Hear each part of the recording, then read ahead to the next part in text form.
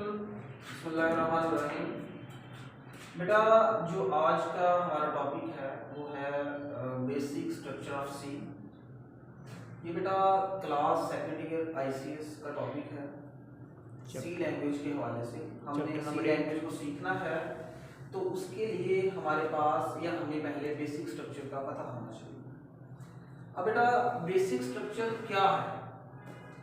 बेटा, कोई भी लैंग्वेज है जिसमें हमने प्रोग्राम लिखना है, तो उसमें प्रोग्राम लिखने के लिए हमें उसके रूल्स को फॉलो करना पड़ता है। किसी भी लैंग्वेज में हमने प्रोग्राम लिखना हो तो हमें उसके रूल्स को फॉलो करना पड़ेगा। अगर हम उसके रूल्स को फॉलो नहीं करेंगे तो इन सिंपल हम उसके स्ट्रक्चर से हट जाएंगे और तब जो हमारा प्रोग्राम बनेगा वो अनस्ट्रक्चर्ड प्रोग्राम बनेगा। तो बेटा, किसी ना किसी ज़बान में प्रोग्राम को लिखने का एक तरीका है, एक मेथड है, एक फॉर्मेट है। उस फॉर्मेट को स्ट्रक्चर बोलते हैं। अगर हम स्ट्रक्चर को नहीं फॉलो करते तो हमारा प्रोग्राम जो है वो सही तरह से रन नहीं होगा या उसमें कोई प्रॉब्लम हो जाएगी। तो बेटा, एक ऐसा मेथड या एक ऐसा तरीका जिसमें हम कंप्यूटर प्रोग्राम लिखें उसे बेसिक स्ट्रक्चर बोलते हैं। अब बेटा, different programming languages having different structure. Different programming languages हैं, प्रोग्राम लिखने के लिए उनके स्ट्रक्चर्स भी डिफरेंट हैं। तो जब भी हमने किसी ज़बान में प्रोग्राम लिखना है तो हमें उसके रूल को फॉलो करना पड़ेगा, उसके स्ट्रक्चर को फॉलो करना पड़ेगा। अगर हम उसके स्ट्रक्चर को फॉलो नहीं करते तो हमारा प्रोग्राम सही काम नहीं करेगा, उसमें बग्स होंगी, उसमें एरर्स होंगी, उसमें गलतियां होंगी, वो सही तरह से एग्जीक्यूट नहीं होगा, वो सही तरह से रन नहीं होगा। तो बेटा, मैं आपको ये बता दूं कि बहुत सारी हाई लेवल लैंग्वेजेस हैं, जावा है, फोर्ट्रान है, पास्कल है, बेसिक है, लेकिन जो बेसिक लैंग्वेज है प्रोग्राम राइट करने के लिए वो सी लैंग्वेज है। C is a well structured programming language. C language के स्ट्रक्चर में कोई गुंजाइश नहीं है। सी लैंग्वेज एक वेल स्ट्रक्चर्ड प्रोग्रामिंग लैंग्वेज है। उसके अलावा बेटा, मैं आपको ये बता दूं कि स्ट्रक्चर्ड प्रोग्रामिंग लैंग्वेजेस क्या होती हैं और अनस्ट्रक्चर्ड प्रोग्रामिंग लैंग्वेज क्या होती हैं। बेटा, सिंपल, अगर हम एक प्रोग्राम को डिफरेंट ब्लॉक्स में डिवाइड करके लिखें, मतलब कि स्ट्रक्चर को फॉलो करके लिखें। एक लैंग्वेज में प्रोग्राम लिखने का स्ट्रक्चर है, अगर हम उस रूल को फॉलो करेंगे तो हमारा जो प्रोग्राम होगा वो वेल स्ट्रक्चर होगा और हम कहेंगे कि ये लैंग्वेज स्ट्रक्चर्ड प्रोग्रामिंग लैंग्वेज है। एकदम सिंपल। अगर हम क्या करते हैं, किसी रूल को फॉलो नहीं करते, प्रोग्राम सीधा सीधा लिखते हैं, प्रोग्राम एक सिंगल ब्लॉक में लिख देते हैं, तो हम कहेंगे कि अनस्ट्रक्चर्ड प्रोग्रामिंग लैंग्वेज है। बेटा, प्रोग्राम को लिखने का एक स्ट्रक्चर है। अगर प्रोग्राम हम लिखते हैं डिफरेंट ब्लॉक्स में, डिफरेंट यूनिट्स में, डिफरेंट फंक्शंस में, डिफरेंट मॉड्यूल्स में, तो हम कहेंगे कि स्ट्रक्चर्ड प्रोग्रामिंग लैंग्वेज। और अगर हम प्रोग्राम सिंपल लिख देते हैं तो हम कहेंगे अनस्ट्रक्चर्ड प्रोग्रामिंग लैंग्वेज। बेटा, इसकी एक सिंपल सी मिसाल है कि मैं आपको एक पेपर पैटर्न देता हूँ, मैं कहता हूँ कि इसके मुताबिक पेपर आपने लिखना है। अगर आप उस स्ट्रक्चर को फॉलो करेंगे तो मैं कहूँगा वेल स्ट्रक्चर्ड पेपर आपका। अगर आप उसके स्ट्रक्चर को फॉलो नहीं करते तो फिर क्या होगा, अनस्ट्रक्चर्ड पेपर होगा। इसी तरह प्रोग्राम लिखने का तरीका है, अगर आप रूल को फॉलो करते हैं तो वेल स्ट्रक्चर होगा, अगर नहीं फॉलो करते तो वो अनस्ट्रक्चर्ड होगा। तो बेटा, सी लैंग्वेज एक वेल स्ट्रक्चर्ड लैंग्वेज है। इसमें इसका स्ट्रक्चर कुछ इस तरह से है कि इसमें तीन चीजों को हमें देखना पड़ता है, तीन चीजों को फॉलो करना पड़ता है। पहला है स्टेप प्री प्रोसेसर डायरेक्टिव्स, दूसरा स्टेप है मेन फंक्शन, और तीसरा है बॉडी ऑफ सी या सी स्टेटमेंट। ऐसा नहीं है कि आप स्ट्रक्चर को बॉडी ऑफ सी को ऊपर ले आओ तो प्री प्रोसेसर डायरेक्टिव को नीचे ले जाओ। ये बिल्कुल वैसा ही हो जाएगा जिस तरह एक इंसान की टांगे ऊपर आ जाए, इंसान नीचे आ जाए। स्ट्रक्चर के साथ आप कुछ नहीं कर सकते, जैसा स्ट्रक्चर है आपको वैसा ही फॉलो करना है किसी प्रोग्राम को लिखने के लिए। तो बेटा, तीन स्टेप्स हैं इसके। पहला है प्री प्रोसेसर डायरेक्टिव, दूसरा है मेन फंक्शन और तीसरा है बॉडी ऑफ सी। बेटा, मैंने आपको एक एग्जांपल यहाँ पे लिखी इस एग्जांपल से आपको ये मैं तीनों चीजें समझाऊंगा कि स्ट्रक्चर क्या क्या काम करता है और उसमें क्या क्या चीजें। बेटा एग्जांपल है print hello world in C language. एक सिंपल लफ्ज प्रिंट करना है हेलो वर्ल्ड, तो इसके लिए मुझे यानी कि हमारे पास आउटपुट क्या होनी चाहिए, हेलो वर्ल्ड। तो बेटा इसके लिए मैंने सबसे ऊपर जो पहला स्टेप लिखा hash include studio dot h, ये है प्री प्रोसेसर डायरेक्टिव। जो मैंने दूसरा स्टेप लिखा वाइड मेन वाइड, ये है मेन फंक्शन। और जो तीसरा स्टेप कर्ली ब्रैकेट्स के अंदर है वो है बॉडी ऑफ सी या सी स्टेटमेंट्स। अब बेटा जो प्री प्रोसेसर डायरेक्टिव है इसके भी दो पार्ट्स हैं। Hash include studio dot H जो है ये प्री प्रोसेसर डायरेक्टिव है। इसमें जो हैश सिंबल है ये हमेशा एक बात नोट कर लें कि जो प्री प्रोसेसर डायरेक्टिव है हमेशा हैश के साथ स्टार्ट होती है। ये क्वेश्चन ये आप क्वेश्चन मैं ये बात नहीं कि पॉइंट आप अपने माइंड में बैठा लें। अगर मैं आपसे पूछूं बेटा प्री प्रोसेसर डायरेक्टिव किससे स्टार्ट होती है तो आपने कहना सर ये हैश से स्टार्ट होती है। हैश का काम क्या है, ये प्रोग्राम के अंदर जो इंस्ट्रक्शंस हैं, आपको पता है ना कि कंप्यूटर सिर्फ 01 लैंग्वेज को समझता है और 01 लैंग्वेज में कन्वर्ट करने के लिए प्रोग्राम को कंपाइलर की जरूरत होती है, ट्रांसलेटर की जरूरत होती है।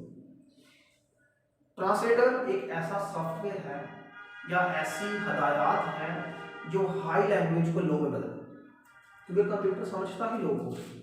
तो यहाँ पे मैंने जो सी लैंग्वेज में प्रोग्राम लिखा वो हाई लेवल है, कंप्यूटर समझता किसको है, लो को। तो ये जो हैश का सिंबल होगा ये क्या करेगा, इन इंस्ट्रक्शंस को कंपाइलर की तरफ सेंड करेगा, सी कंपाइलर की तरफ। सी कंपाइलर क्या करेगा, इन सारी इंस्ट्रक्शन को 01 में कन्वर्ट करेगा और फिर चला देगा।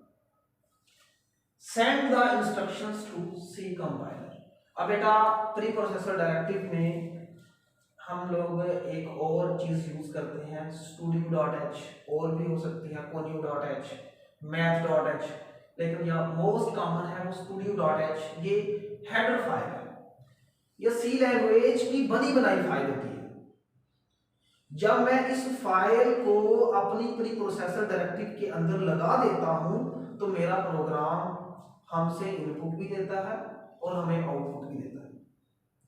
अगर मैं स्टूडियो ना लगाऊं, अपने प्रोग्राम के अंदर मैं स्टूडियो ना लगाऊं तो फिर क्या होगा, प्रोग्राम ना हमसे इनपुट लेगा और ना हमें आउटपुट देगा। तो फिर बेटा कोई मकसद हुआ इसका?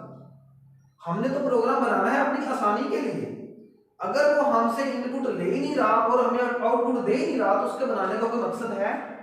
कोई मकसद नहीं। तो बेटा जब स्टूडियो लगाऊंगा, studio stands for standard input output. ये एक हेडर फाइल है, ये सी लैंग्वेज की बनी बनाई फाइल होती है। जब मैं स्टूडियो को अपने प्रोग्राम के अंदर लगाता हूं तो वो फाइल खुद ब खुद मेरे प्रोग्राम में ऐड हो जाती है, उसके सारे फंक्शंस मेरे प्रोग्राम के अंदर ऐड हो जाती है। और इसका काम क्या है, इसका काम है कि यूजर से इनपुट लेना और उसे क्या देना, आउटपुट देना। तो बेटा हैश जो साइन था वो सी कंपाइलर को इंस्ट्रक्शन सेंड करता है। जो स्टूडियो था ये एक हेडर फाइल है, ये क्या करती है, यूजर से इनपुट लेती है और आउटपुट देती है। दूसरा बेटा स्टेप, पहला था स्टेप प्री प्रोसेसर डायरेक्टिव, इसमें पहला कंपाइलर है सी कंपाइलर और दूसरा है हेडर फाइल। अब जो दूसरा स्टेप है ये है मेन फंक्शन। एक्चुअली प्रोग्राम जब चलता है, प्रोग्राम जब एग्जीक्यूट होना शुरू होता है तो ये वो पहला स्टेप है जहां से प्रोग्राम चलना शुरू करता है। मैंने प्रोग्राम लिखने के बाद मैंने एग्जीक्यूट किया, जैसे ही मैंने एग्जीक्यूट किया तो ये जब चलेगा तो ये कहां से स्टार्ट होगा, वाइड मेन वाइड से। प्रोग्राम चलना स्टार्ट कहां से शुरू होगा, वाइड मेन वाइड से। इसको आप इस तरह भी लिख सकते हैं, main bracket start bracket close. आप इस तरह भी लिख सकते हैं और आप इस तरह भी लिख सकते हैं। आपने इसमें यह कहना है कि आफ्टर द, इसका नाम क्या था, pre processor directive. After the pre processor directive main function is used. कौन सा फंक्शन यूज होता है? Main function. और जब भी प्रोग्राम चलता है, ये पहला स्टेप है जहां से प्रोग्राम चलना शुरू होता है, एग्जीक्यूट होना शुरू होता है, रन होना शुरू होता है। बेटा यहां तक हमारे पास 2 पॉइंट है। अब तीसरा स्टेप क्या है? बॉडी ऑफ सी या सी स्टेटमेंट्स।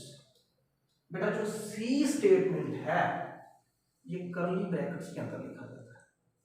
जो तीसरी ऑप्शन है ये कर्ली ब्रैकेट्स के अंदर लिखी जाती है, और इसमें हर लाइन के बाद सेमीकोलन आता है। हर लाइन के बाद सेमीकोलन आता है। देखो बेटा, मैंने हेलो वर्ल्ड प्रिंट करना था तो मैंने प्रिंट एफ का फंक्शन लगाया। ये एक फंक्शन है प्रिंट एफ, उसके अंदर मैंने हेलो वर्ल्ड लिखा। तो अब जो मेरी आउटपुट होगी जो वो होगी हेलो वर्ल्ड। अगर आप यहाँ पे अली लिखते हो तो आउटपुट क्या होगी? अली। आमना लिखते हो तो आउटपुट क्या होगी? आमना होगी। या लिखते हो this is my it is my first program, तो यहाँ पे मेरी आउटपुट होगी माय फर्स्ट प्रोग्राम। बात समझ आ रही है ना?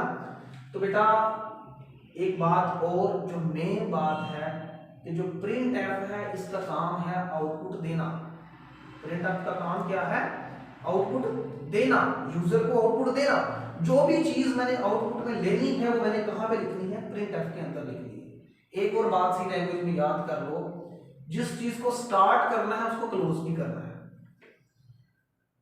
इस ब्रैकेट को स्टार्ट किया, क्लोज किया, इस ब्रैकेट को स्टार्ट किया, क्लोज किया, लेकिन यहां पे सेमीकोलन यूज नहीं कर सकते।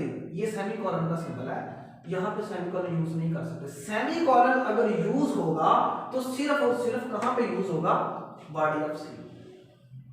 लेट्स सपोज मैं सेमीकोलन यूज नहीं करता, फिर क्या होगा? प्रोग्राम चला, चलने के बाद वो कभी रुकेगा ही नहीं, चलता रहेगा चलता रहेगा चलता रहेगा चलता रहेगा, कभी रुकेगा ही नहीं। अगर मैंने सेमीकोलन लगाया है तो इसका मतलब है ये टर्मिनेट कर देता है प्रोग्राम। क्या कर देता है? प्रोग्राम को टर्मिनेट। मतलब एक स्टेटमेंट चली, अगर सेमीकोलन था, रुक गई। फिर नेक्स्ट स्टेटमेंट चली, अगर सेमीकोलन था, रुक गई। नेक्स्ट स्टेटमेंट चली, अगर सेमीकोलन नहीं था, वो कभी नहीं रुके, चलता रहेगा प्रोग्राम। जब तक आप सेमीकोलन नहीं लगाएंगे प्रोग्राम चलता रहेगा। मार्क्स वाइज सेमीकोलन कहां पे नहीं लगता? लूप पे नहीं लगता, कंडीशंस पे नहीं लगता। वो आगे इंशाल्लाह हम पढ़ेंगे। तो बेटा ब्रैकेट स्टार्ट की, ब्रैकेट क्लोज की, प्रिंट एफ, ये bracket start bracket close, double quotation, hello world, semicolon close. अब क्या होगा? जो चीज प्रिंट होगी वो क्या होगी? Hello world. और एक और बात बेटा, जो प्रिंट एफ फंक्शन है ये स्टूडियो में डिफाइन होता है। अगर मैंने ऊपर स्टूडियो नहीं लगाया, नीचे प्रिंट एफ लगा दूंगा, स्टूडियो का काम क्या है? इनपुट लेना और आउटपुट देना। अगर मैंने स्टूडियो नहीं लगाया तो मैं नीचे प्रिंट एफ लगा दूं तो आउटपुट आएगी। आउटपुट, क्योंकि जो प्रिंट एफ है वो डिफाइन किसमें होता है? स्टूडियो में होता है। और दूसरी बात, एक और बात सुन लें, सी लैंग्वेज हमेशा छोटी एबीसी स्मॉल केस में लिखी जाती है, लेटर में लिखी जाती है। ये हेलो में ये जो डबल कोटेशन के अंदर आप जो मर्जी लिखो प्रिंट हो जाएगा, छोटी में लिखो बड़ी में लिखो, लेकिन जो बाकी ये सारी सी लैंग्वेज है ये हमेशा स्मॉल में लिखी जाएगी। यहाँ तक बेटा आपको क्लियर हो ही चुका होगा। जो मेन चीज़ें मैंने आपको बताई हैं, मैंने आपको ये बताया है कि हर ज़बान प्रोग्रामिंग लैंग्वेज जो है उसमें हम प्रोग्राम लिखते हैं। हर ज़बान का अपना सिंटैक्स है, हर ज़बान का अपना स्ट्रक्चर है। जो सी लैंग्वेज है वो बेस्ट लैंग्वेज है, जिसमें इसका बेस्ट स्ट्रक्चर है। इसमें 3 चीज़ें हैं, pre processor directives, main function, body of C या सी स्टेटमेंट। जो प्री प्रोसेसर डायरेक्टिव है ये सबसे फर्स्ट बोलते हैं hash include studio dot h को। इसमें 2 चीज़ें हैं, एक हैश है, हैश इसका काम करता है सी कंपाइलर। सी कंपाइलर को इंस्ट्रक्शन सेंड करता है ताकि वो कन्वर्ट कर सके। क्या कर सके? क्योंकि कंप्यूटर समझता ही 0-1 फॉर्म को है। और स्टूडियो डॉट एच क्या करता है? यूजर से इनपुट लेता है, आउटपुट देता है। ये हमेशा टॉप पे लिखी जाए, इसके दरमियान में कोई स्पेस नहीं है। फिर आ जाएगा वाइड मेन वाइड, आप इसको इस तरह से लिख सकते हैं। जब भी प्रोग्राम चलेगा वो कहाँ से स्टार्ट होगा? मेन फंक्शन से। अगर आपसे कभी पूछा जाए कि वो कौन सा स्टेप है जहाँ से प्रोग्राम चलना शुरू होता, तो आपने देना वो मेन फंक्शन। और तीसरा स्टेप है बॉडी ऑफ सी। ये यूजर ने जो भी चीज़ को प्रिंट करना हो इसमें लिखना पड़ता है। अगर आपने अली प्रिंट करना है तो यहाँ पे अली आ जाएगा हेलो वर्ल्ड की जगह पे। अगर आमना करना है तो आमना मर्जी जो मर्जी प्रिंट करेगा। हर लाइन के बाद सेमीकोलन क्यों लगाते हैं? ताकि प्रोग्राम चले और टर्मिनेट हो। अगर प्रोग्राम चला और टर्मिनेट नहीं हुआ तो इसका मतलब है कि सेमीकोलन मिस है। क्या मिस है? सेमीकोलन का मकसद यही है कि चलने के बाद रुक जाए। चलने के बाद अगर सेमीकोलन नहीं लगाया तो प्रोग्राम कभी नहीं रुकेगा। तो सी लैंग्वेज या बॉडी ऑफ सी में ये रूल है कि हर लाइन के बाद क्या आए? सेमीकोलन आए। और किसी भी चीज को प्रिंट करने के लिए प्रिंटफ फंक्शन यूज होता है। और प्रिंटफ फंक्शन कहाँ पे डिफाइन होता है? स्टूडियो में। ये मैंने लिखा बेटा, ये studio.h जो है ये एक लाइब्रेरी फाइल है। कंटेन फंक्शन बिल्डिंग फंक्शन है, इसको आप चेंज नहीं कर सकते। In body each line is terminated with C. Body में हर लाइन को सेमीकोलन से स्किप करते हैं। बेटा आज के लिए इतना ही। कल इंशाल्लाह हम लोग जो है प्री प्रोसेसर डायरेक्टिव को डिफाइन करेंगे। लेक्चर कंटिन्यू है, नेक्स्ट डायरेक्टिव मेरे को इसी तरह इंशाल्लाह चलता रहेगा। आप बहुत सारा ख्याल रखिएगा।